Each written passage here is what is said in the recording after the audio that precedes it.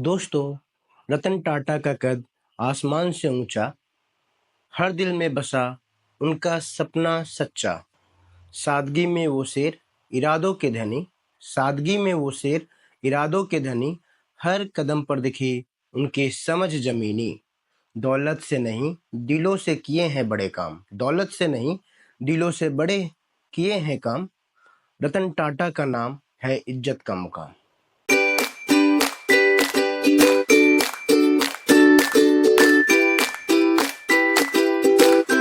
तो भाई लोगों, आज हम बात करेंगे भारत के सबसे सीधे साधे अरबपति जिनका दिल बड़ा और बातें बिल्कुल हमारी तरह। हाँ, सही पकड़ा, रतन टाटा जी की बात हो रही है। 28 दिसंबर 1937 को मुंबई में पैदा हुए और नाम लिया रतन नेवल टाटा। बचपन से ही बड़े घर के बच्चे थे, लेकिन देखो यार, दिल से कभी बड़े होने का घमंड किया नहीं। रतन टाटा की पढ़ाई अमेरिका में हार्वर्ड बिजनेस स्कूल और कॉर्नेल यूनिवर्सिटी जैसी नामी जगहों पे हुई। अब सोचो भाई, हम होते तो विदेश में जाके ऐश करते, लेकिन टाटा जी नहीं। ये बंदा पढ़ाई खत्म करके वापस देश लौटा और बोला अब देश के लिए कुछ करना है। रतन टाटा और टाटा इंडिका की कहानी फोर्ड से जुड़ी एक प्रेरणादायक घटना है जो उनकी दृढ़ संकल्प और टाटा समूह की सफलता को दर्शाती है। यह कहानी 1999 की है, जब टाटा मोटर्स, तब उसे टेल्को नाम से जाना जाता था, अपनी पहली passenger car Tata indica launch की। हालांकि इंडिका की शुरुआत बाजार में अच्छी प्रतिक्रिया उसे मिली नहीं, जिससे कंपनी को नुकसान उठाना पड़ा।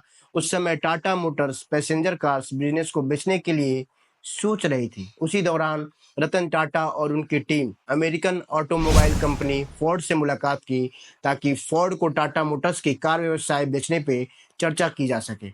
बैठक के दौरान फोर्ड के अधिकारियों ने रतन टाटा से कहा, अगर आप कार बनाना नहीं जानते तो उसमें निवेश क्यों किया। यह टिप्पणी रतन टाटा के लिए अपमानजनक थी, लेकिन उन्होंने कोई प्रतिक्रिया नहीं दी।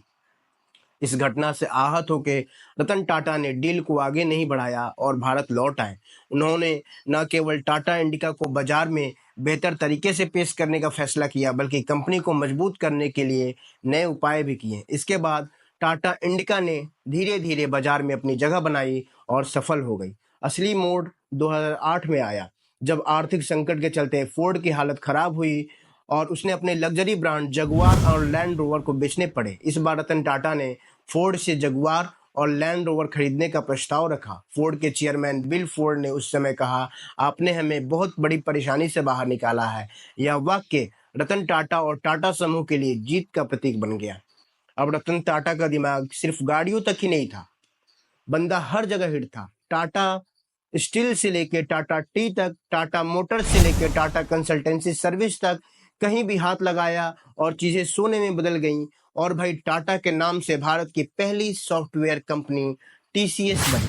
आज वो कंपनी दुनिया में आईटी का बड़ा नाम है। अब आता है वो धमाका जिसने पूरी दुनिया में हलचल मचा दी। भाई, बात है 2008 की। टाटा जी ने कहा, मैं एक ऐसी कार बनाऊंगा जो हर भारतीय अफोर्ड कर सके। और जनाब, इस सोच से आई टाटा नैनो, 1 लाख की गाड़ी। सोचो भाई, क्या विजन था उनका। हालांकि गाड़ी बहुत चली नहीं, लेकिन बंदा देश के सड़कों पर आम आदमी की कार उतारने में कामयाब हो गया।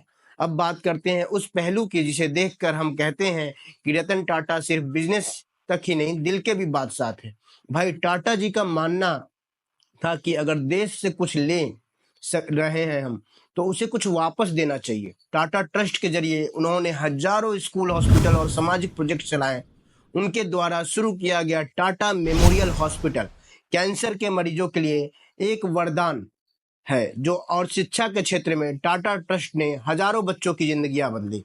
अब बात करें उनकी पर्सनल लाइफ की, तो रतन टाटा जी की जिंदगी ऐसी थी कि अरबों के मालिक होने के बावजूद भी खुद गाड़ी ड्राइव करके ऑफिस जाते थे। बड़ा सा घर नहीं, बल्कि एक छोटा सा अपार्टमेंट उनका ठिकाना था। और शादी, भाई, उन्होंने कभी शादी नहीं की। उन्होंने हमेशा कहा कि असली साथी उनकी कंपनी और देश के लोग हैं। 2012 में रतन टाटा जी ने टाटा समूह से रिटायरमेंट लिया, लेकिन भाई उनका जो काम है वो आज भी हर भारतीय की जिंदगी में असर डाल रहा है। रिटायरमेंट के बाद भी वो स्टार्टअप्स में निवेश करते रहे और हमेशा नई पीढ़ी को आगे बढ़ाने के बारे में सोचते रहे। तो दोस्तों ऐसे थे रतन टाटा, एक ऐसे इंसान जिनका जीवन सिर्फ बिजनेस की सफलता नहीं बल्कि समाज को ऊपर उठाने का मिशन था। उन्होंने हमें सिखाया असली सफलता वही है जो समाज के लिए हो। उनके काम और उनकी सोच आज भी हम सबके बीच जिंदा है। रतन टाटा जी को हमारी विनम्र श्रद्धांजलि।